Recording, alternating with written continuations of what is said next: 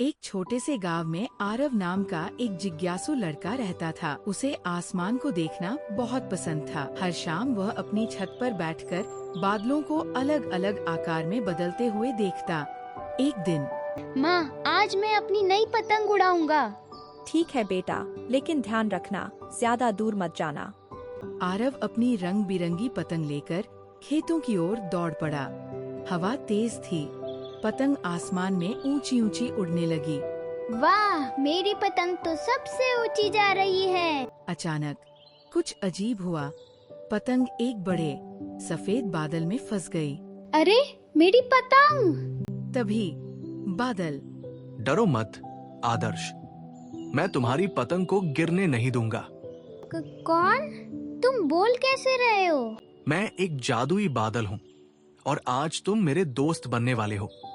आरव पहले तो डर गया, लेकिन फिर उसकी जिज्ञासा जाग उठी। क्या तुम सच में जादुई हो? क्या तुम मुझे आसमान की सैर करवा सकते हो? क्यों नहीं, लेकिन पहले तुम्हें एक बात का वादा करना होगा। क्या? तुम हमेशा सीखने और दूसरों की मदद करने के लिए तैयार रहोगे। मैं वादा करता हूँ। इतना सुनते ही बादल धीरे धीरे नीचे आया और आरव को अपने ऊपर बैठा लिया। वाह, मैं उड़ रहा हूँ।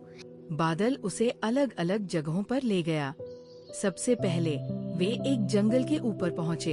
ये पेड़ इतने हरे क्यों हैं? क्योंकि इन्हें समय पर पानी और धूप मिलती है। प्रकृति का संतुलन बहुत जरूरी है। फिर वे एक नदी के ऊपर पहुँचे। ये नदी इतनी साफ क्यों है? क्योंकि यहाँ लोग इसे गंदा नहीं करते। हमें भी अपने आसपास साफ सफाई रखनी चाहिए। आगे बढ़ते हुए उन्होंने देखा कि एक गांव में पानी की कमी है। इन लोगों के पास पानी क्यों नहीं है? क्योंकि यहाँ बारिश कम होती है। क्या तुम उनकी मदद करना चाहोगे? हाँ, जरूर। बादल ने धीरे धीरे बरसना शुरू किया। गांव वाले खुश होकर बारिश बारिश चिल्लाने लगे। मैंने मदद की। हाँ, और यही सबसे बड़ी सीख है, दूसरों की मदद करना। शाम होने लगी। अब आरव को घर लौटना था।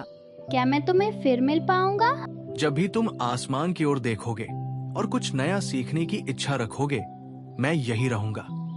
बादल ने आरव को धीरे से उसकी छत पर उतार दिया। आरव, तुम कहाँ थे? माँ, मैं आसमान की सैर करके आया हूँ और मैंने सीखा कि हमें हमेशा दूसरों की मदद करनी चाहिए।